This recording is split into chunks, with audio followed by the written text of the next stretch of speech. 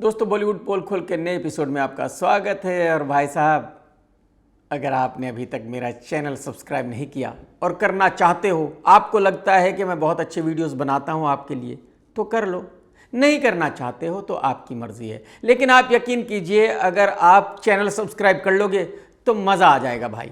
और आज इस वीडियो में कुछ ऐसी ज़बरदस्त खबरें हैं भाई साहब, जिनको सुनकर आप इतने खुश हो जाओगे कि हिरन की तरह कूदने लगोगे। मेरा यकीन करो आप भाई। ये तो मैं आप लोगों को अपने कितने वीडियोस में बता चुका हूं कि आज की तारीख में शायद पूरे हिंदुस्तान में ऐसा कोई नहीं है जिसको पॉडकास्ट नहीं करना है।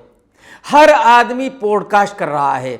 अब उर्फी जावेद ने भी पॉडकास्ट करना शुरू किया है। एक वक्त वो था जब उर्फी बेचारी नंगी घुमा करती थी, लेकिन उसको समझ आ गया है कि पॉडकास्ट करना बेटर है। तो उर्फी ने गोविंदा की पत्नी सुनीता को अपने पॉडकास्ट में बुलाया और सुनीता से गोविंदा के बारे में पूछा कि गोविंदा कोई फिल्म क्यों नहीं कर रहा है। तो सुनीता ने बताया कि शायद गोविंदा को आज की तारीख में कोई फिल्म ऑफर ही नहीं करता है। तो जब कोई ऑफर नहीं करता है तो बेचारा कैसे कोई फिल्म करे। इसके बाद उर्फी ने सुनीता से पूछा कि ये गोविंदा खुद ही कह चुका है कि जो इंग्लिश फिल्म है अवतार, वो उसको ऑफर हुई थी, उसने करने से मना कर दिया था, तब जाकर वो फिल्म किसी और के साथ बनी।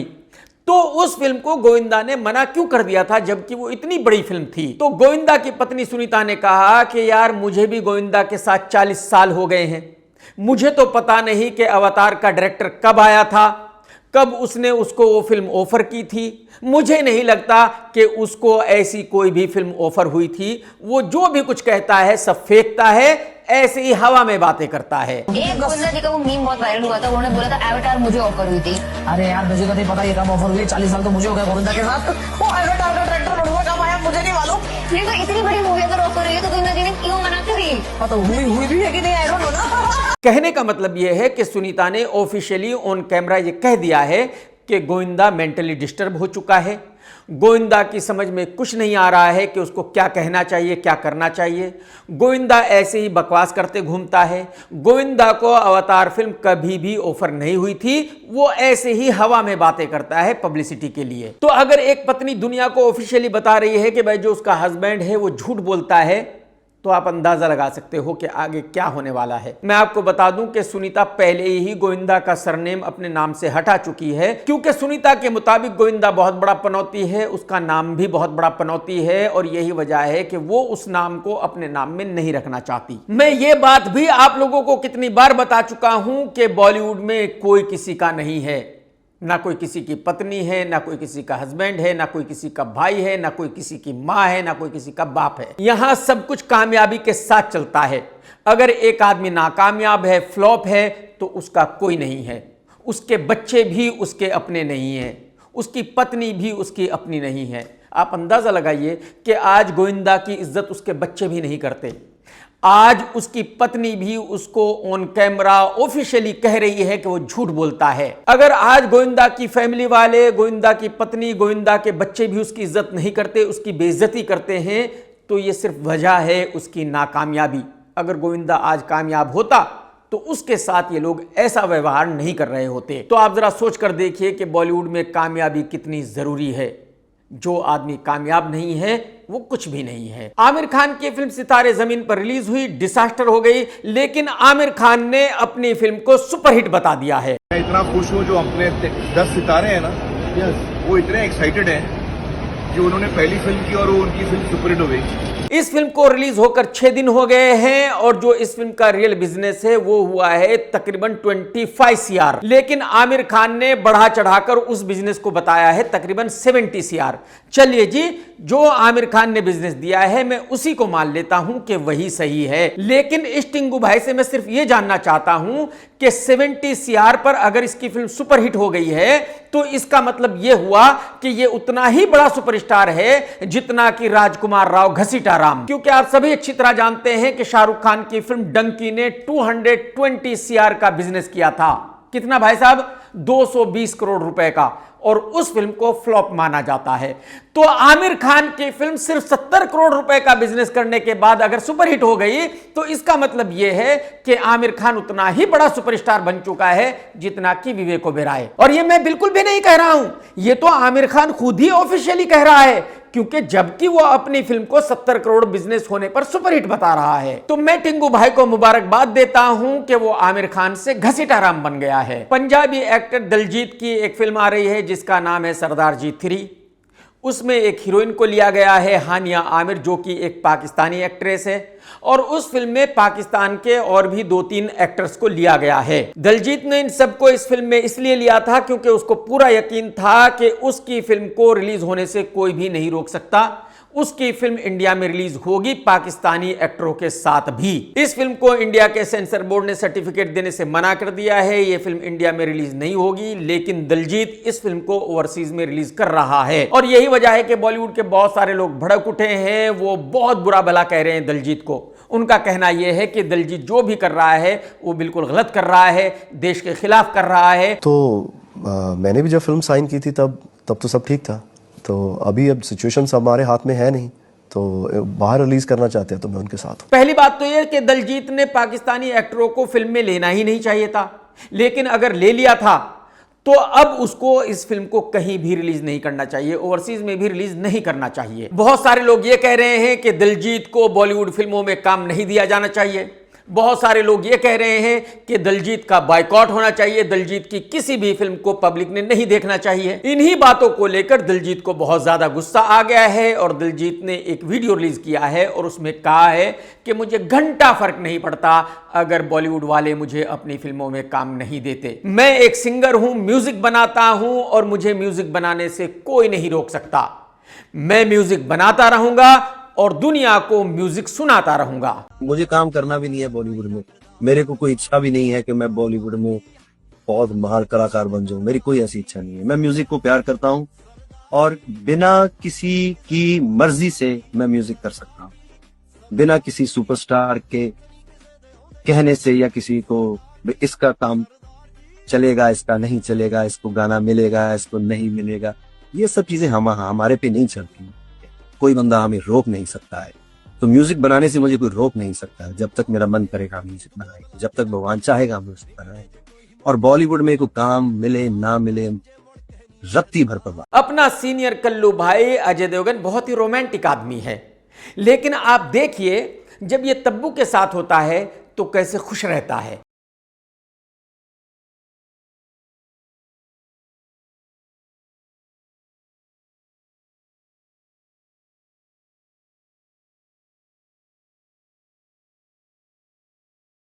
देख लिया आपने, जब भी सीनियर कल्लू भाई तब्बू के साथ होता है तो कितना खुश होता है, इसकी लाइफ कितनी अच्छी दिखती है। लेकिन अब जरा देखिए कि जब यह अपनी पत्नी काजोल के साथ होता है तो इस बेचारे का मूड कैसा होता है, ये क्या सोच रहा होता है, जरा देख लो आप।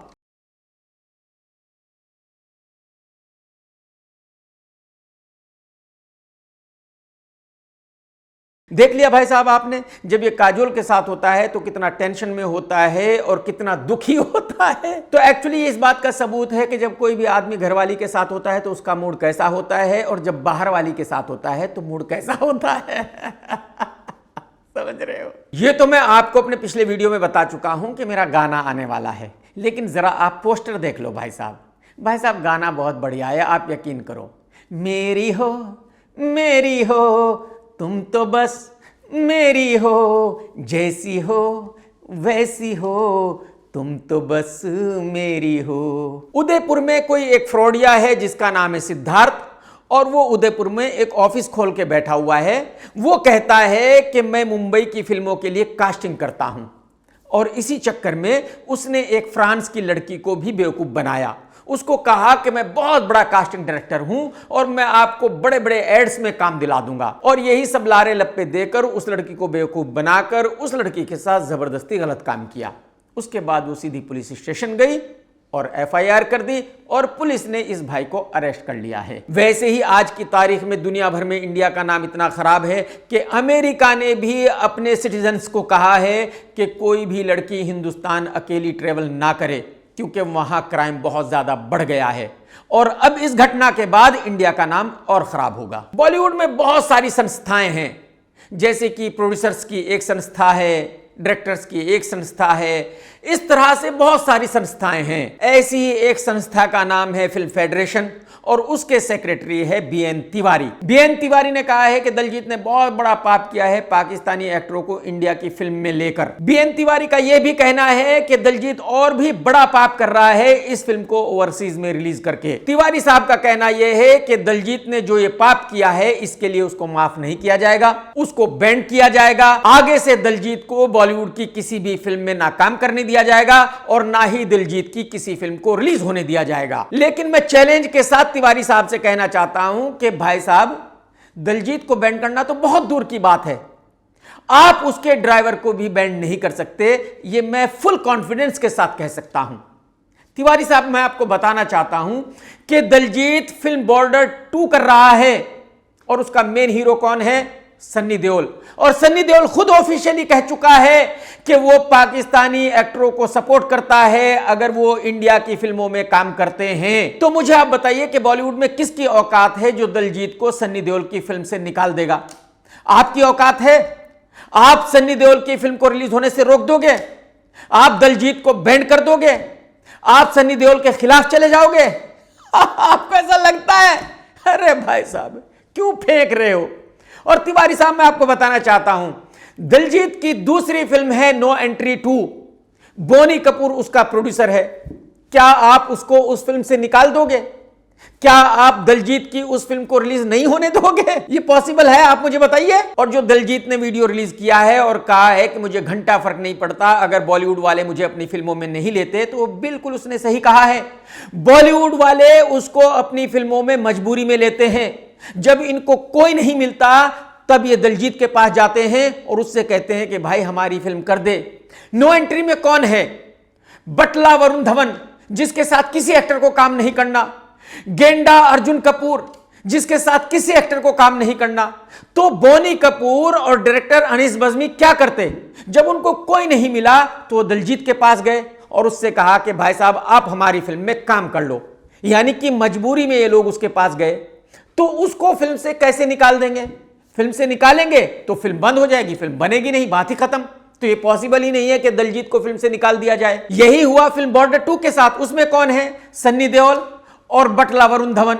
इनके साथ किसी और एक्टर को काम ही नहीं करना है। तो जब बॉलीवुड के सभी एक्टरों ने इनके साथ काम करने से मना कर दिया, तब उस फिल्म के बनाने वाले दिलजीत के पास गए और उससे रिक्वेस्ट की कि भाई साहब आप हमारी फिल्म कर लीजिए। तब उसने उस फिल्म को साइन किया। तो अब आप दिलजीत को उस फिल्म से कैसे निकाल दोगे? उस फिल्म को बंद कैसे करा दोगे? उस फिल्म को रिलीज कैसे नहीं होने दोगे? तो तिवारी साहब, हकीकत यह है कि ना ही तो आप दिलजीत की फिल्मों को रिलीज होने से रोक सकते, ना ही आप उसको बॉलीवुड में बैन कर सकते, ना ही आप उसको फिल्मों से निकलवा सकते। तो भाई साहब, फेंकने से कोई फायदा नहीं है। जो काम हो नहीं सकता उसके बारे में फालतू में बातें ना करो। पिछले 10 साल से कहा जा रहा है कि गांगुली की बायोग्राफी पर एक फिल्म बनने वाली है। जो इस फिल्म के बनाने वाले हैं उन्होंने बॉलीवुड में सभी एक्टरों से बात की, किसी ने भी इस फिल्म में काम करने के लिए हामी नहीं भरी। फाइनली राजकुमार राव उर्फ घसीटा राम इस फिल्म को कर रहा है। जिसको कोई नहीं करता उसको घसीटा राम करता है। फाइनली वो फिल्म घसीटा राम के पास आती है। मैं आपको बताना चाहता हूं कि आज तक क्रिकेटर्स पर जितनी भी फिल्में बनी हैं उनमें से एक ही चली है धोनी, जो धोनी की बायोग्राफी थी। इससे पहले अजहरुद्दीन पर फिल्म बन चुकी है, सचिन पर फिल्म बन चुकी है, कोई भी फिल्म नहीं चली। भाई आज की जो यंग जनरेशन है वो गांगुली को जानती ही नहीं है। गांगुली कौन था, कब था, कितने सालों पहले गांगुली हुआ करता था।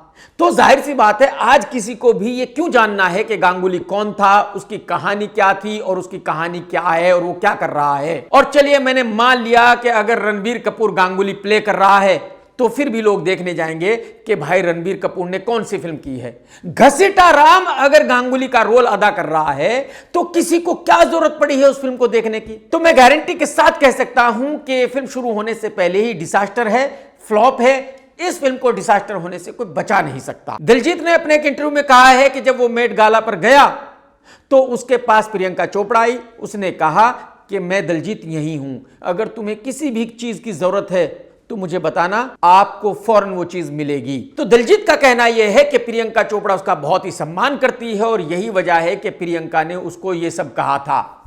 दिलजीत भाई, एक्चुअली आपको थोड़ी सी गलतफहमी हो रही है। हुआ क्या था कि जहां आप गए थे वहां एक और भी सुपरस्टार गया था और प्रियंका चोपड़ा हमेशा उसका नाम लेकर पब्लिसिटी लेती रहती है। प्रियंका चोपड़ा जबरदस्ती दुनिया को बताती रहती है कि वो सुपरस्टार इसका बॉयफ्रेंड था। कभी कहती है कि एक बार वो सुपरस्टार मेरे घर पर आया था, ये जैकेट भूल गया था, आज मैं इसको पहनकर आई हूं। कुछ ना कुछ ड्रामा करती रहती है, उसका नाम लेती रहती है पब्लिसिटी के लिए। तो एक्चुअली वो सुपरस्टार भी मेट गाला पर था। यही वजह है कि ये आपके पास आई थी, ये दिखाने के लिए कि देखो ये आपकी कितनी इज्जत करती है, आपको कितना प्यार करती है, आपका कितना सम्मान करती है, और उस सुपरस्टार के पास ये गई ही नहीं है। तो भाई साहब ये पब्लिसिटी स्टंट था, ये किसी को जलाने की कोशिश हो रही थी, आपका सम्मान नहीं हो रहा था। बात को समझो आप मेरे भाई। बॉलीवुड में एक बहुत ही घटिया किस्म का डायरेक्टर है जिसका नाम है अभिषेक शर्मा। अब तक कई एक वाहियात फिल्में बना चुका है। अब इसने कहा है कि ये एक फिल्म बनाने वाला है जिसका नाम है मंकी मैन, जिसमें हीरो होगा अदरक अब्राहम, और इस फिल्म की शूटिंग चालू होगी 2026 में। अरे भाई साहब 2026 में जॉन अब्राहम एक्टर रहेगा कि नहीं रहेगा ये किसको पता यार। तुम 2026 की बातें 2025 में कर रहे हो। कुछ तो मर्यादा रखो मेरे भाई, कुछ तो खौफ खाओ भाई। एक हाथी का बच्चा जैसे दिखने वाला टीवी एक्टर है जिसका नाम है राम कपूर। ये हाथी का बच्चा दिखा करता था लेकिन अब एकदम पतला हो गया है। पतला कैसे हुआ है भाई साहब? दुनिया में ऐसा कोई इंजेक्शन नहीं है जो किसी इतने मोटे आदमी को पतला कर सकता है। दुनिया में ऐसी कोई दवाई नहीं है जो किसी इतने मोटे आदमी को पतला कर सकती है। एक्चुअली आज की तारीख में कुछ ऐसी सर्जरी होने लगी है जिससे कितना मोटा आदमी भी कितना ही पतला हो सकता है। तो इस भाई ने भी सर्जरी कराई है, ये भी पतला हो गया है क्योंकि इसको ऐसा लग रहा था कि अगर ये पतला हो जाएगा तो बहुत बड़ा सुपरस्टार बन जाएगा। मतलब रणबीर कपूर तो इसके सामने कुछ रहेगा ही नहीं। बताओ कैसे कैसे लोग हैं बॉलीवुड में भाई साहब। तो मुद्दा यहां मोटे और पतले का नहीं है, मुद्दा यह है कि एक जमाने में ये एकता कपूर का बहुत ही अच्छा दोस्त हुआ करता था। एकता कपूर के बहुत सारे सीरियल्स किया करता था और वो कुछ अपने सीरियल्स में ऐसी कहानी दिखाया करती थी जिससे ये लगे कि यार एक लड़की इतने मोटे आदमी से भी प्यार कर सकती है। तो जब ये भाई पतला होकर आया तो ये बात एकता को बिल्कुल अच्छी नहीं लगी और एकता ने इसका खूब मजाक बनाया। अब राम कपूर जियो की एक वेब सीरीज कर रहा है और बताया जाता है कि इसके प्रमोशन के दौरान कुछ ऐसी बातें हुई, राम कपूर ने जियो के स्टाफ लड़कियों से कुछ ऐसी बातें की, गंदी गंदी बातें की, जिनकी वजह से जियो ने यह क्लियर कर दिया है कि अब राम कपूर से कोई भी पब्लिसिटी नहीं कराई जाएगी। राम कपूर को इस वेब सीरीज को प्रमोट करने के लिए कहीं भी नहीं बुलाया जाएगा। लेकिन कंट्रोवर्सी यह है कि राम कपूर यह कह रहा है कि उसने ऐसा कुछ नहीं किया, बल्कि एकता कपूर उसका कैरियर बर्बाद करना चाहती है। ये सब निगेटिव चीजें एकता कपूर ही उसके बारे में कहलवा रही है। यानी कि जो दो लोग एक वक्त में बहुत अच्छे दोस्त हुआ करते थे, आज वो एक दूसरे के जबरदस्त दुश्मन बन चुके हैं। फिर वही बात मुझे रिपीट करनी पड़ेगी कि बॉलीवुड में कोई किसी का नहीं है, ना दोस्त है ना दुश्मन है। कोई किसी का भी दोस्त हो सकता है, कोई किसी का भी दुश्मन बन सकता है। भाई साहब ये बॉलीवुड है। घटिया छिछोरे इंसान कपिल शर्मा का शो फिर से चालू हो गया है। सल्लू इसके शो पर आया और सल्लू ने वहां बहुत लोगों का मजाक बनाया। वहां उसने अपनी फिल्म सिकंदर का भी मजाक बनाया और मेरे ख्याल में बहुत अच्छा था। एक्चुअली सल्लू को इसी तरह खुश रहना चाहिए। भाई फिल्म फ्लॉप हो गई तो हो गई, बात खत्म। तो सल्लू ने शो पर अपने भाई सोहेल का भी मजाक बनाया। सल्लू ने कहा कि सोहेल ने एक जमाने में एक लड़की को उसके घर से भगाकर उससे शादी की थी, अब वो लड़की भी इसके घर से भाग गई है। यानी कि सल्लू का कहना यह था कि जैसी करनी वैसी भरनी, जैसा सोहेल ने किया था वैसा उसके साथ हुआ। बॉलीवुड में एक डायरेक्टर है विवेक अग्निहोत्री, जिसने कश्मीर फाइल्स फिल्म बनाई थी और उससे पहले विवेक और भी फिल्में बना चुका। विवेक ने एक फिल्म जॉन अब्राहम के साथ बनाई थी जिसकी कहानी फुटबॉल पर आधारित थी। उस वक्त बिपाशा और जॉन का अफेयर चल रहा था, बिपाशा भी उस फिल्म में थी और फिल्म सुपर फ्लॉप रही थी। अब विवेक ने अपने इंटरव्यू में कहा है कि मेरी समझ में यह नहीं आता कि जो फिल्म बनाने वाले हैं वो जॉन अब्राहम को अपनी फिल्म में क्यों लेते हैं। जॉन अब्राहम को एक्टिंग का ए भी नहीं आता। जॉन अब्राहम पूरी फिल्म एक ही एक्सप्रेशन में करता है। जॉन अब्राहम वो एक्टर है जो 4 लाइनें भी कैमरे के सामने खड़े होकर बोल नहीं सकता। और विवेक का कहना यह है कि जॉन की कोई फैन फॉलोइंग भी नहीं है। ऐसा भी नहीं है कि भाई लोग उसकी फिल्म देखने के लिए मर रहे हैं। तो फिर जो बॉलीवुड वाले हैं वो उसको अपनी फिल्मों में क्यों लेते हैं? और जबकि जॉन अब्राहम उल्टे सुल्टे पैसे मांगता है, 20-25 करोड़ रुपए मांगता है, तो जो आदमी 4-5 लाइनें भी कैमरे के सामने खड़े होकर नहीं बोल सकता, उसको 20-25 करोड़ रुपए क्यों दिए जाए, किस लिए दिए जाए? कहने का मतलब यह है कि विवेक ने अदरक अब्राहम की खूब जमकर मां बहन की, उसको खूब क्रिटिसाइज किया, और मेरे ख्याल में जो विवेक ने कहा वो बिल्कुल सही है।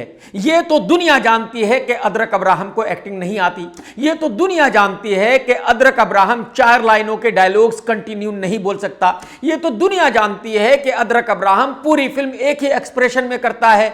तो फिर जो ये निर्माता हैं, ये अदरक अब्राहम को क्यों लेते हैं और इतने पैसे क्यों देते हैं? ये तो आप सभी जानते हैं कि तकरीबन 10-15 साल पहले गोविंदा का कैरियर फिल्मों में खत्म हो गया था। जब वो पॉलिटिशियन बना था, एक्चुअली तभी उसका कैरियर खत्म हो गया था। राजनेता बनने के बाद गोविंदा को लगा कि वो अभिनेता ही ठीक था, यही वजह है कि वो राजनीति छोड़कर फिर से बॉलीवुड में आया, लेकिन उसके बाद से आज तक कोई भी उसकी अच्छी फिल्म रिलीज नहीं हुई। तकरीबन 7 साल पहले उसकी एक फिल्म आई थी जिसको कुत्ता भी देखने नहीं गया था, और उस फिल्म के रिलीज होने के बाद से, यानी कि पिछले 7 साल से गोविंदा यही कह रहा है कि वो एक फिल्म बनाने वाला है और जल्दी ही उसकी फिल्म बहुत बड़े स्केल पर बनने वाली है।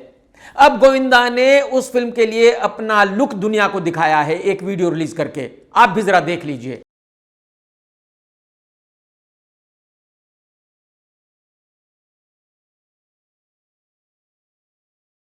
तो गोविंदा ने कहा है कि मेरी फिल्म बन रही है जिसका नाम है दुनियादारी, और उसमें मेरा ये लुक होगा। एक्चुअली गोविंदा भाई इस लुक में गोविंदा का ही डुप्लीकेट दिख रहा है। अरे मेरे भाई, ये आपका काम नहीं है एक्टिंग का, इसको आप भूल जाइए।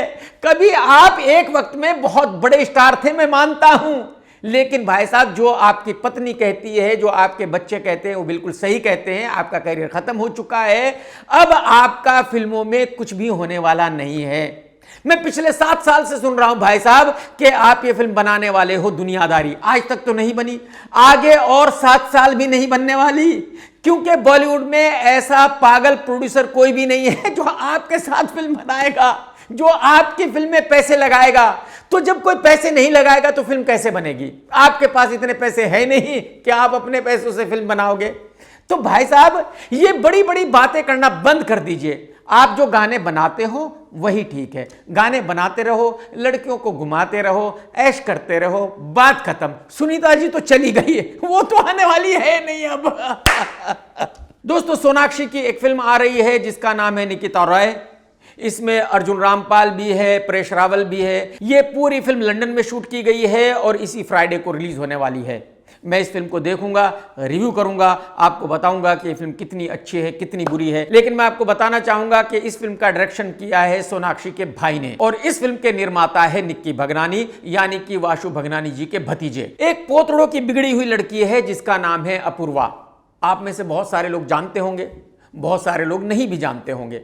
आजकल कोई एक शो आ रहा है, मैं तो शोज देखता नहीं हूं, लेकिन उसमें उर्फी जावेद भी है। तो अब अपूर्वा ने कहा है कि रोजाना सुबह उठकर मैं भगवान के सामने जाती हूं पूजा करने, इसलिए नहीं कि भगवान मेरा अच्छा कर दे, भगवान मेरे को ये दे दे या वो दे दे, मैं सिर्फ ये दुआ करती हूं कि उर्फी जावेद मर जाए। मुझे उसकी खटपट नहीं सुननी है, मुझे उसकी उल्टी सुल्टी बातें नहीं सुननी है। आप अंदाजा लगाइए। मैं रोज जाके भगवान से ये दुआ नहीं मांगती कि मैं जिंदा रहूं, मैं दुआ मांगती हूँ कि उर्फी वो मर जाए। मुझे नहीं सुननी उसकी चैंचे पैपे चैंचे। कमाल की लड़की है, कैसी लड़की है कि दुनिया के सामने कह रही है कि ये किसी लड़की के मरने की दुआ मांगती है। अरे मैडम जी, अरे मैडम जी, कुछ तो मर्यादा रखिए, कुछ तो खौफ खाइए यार, हद है भाई। दोस्तों, अगर आज का वीडियो आपने देखा है तो लाइक करना बिल्कुल मत भूलना, कमेंट्स करके जरूर बताना कि आज का वीडियो आपको कैसा लगा। टेक केयर दोस्तों, tata bye bye, love you, जय हिंद, सत्यमेव जयते।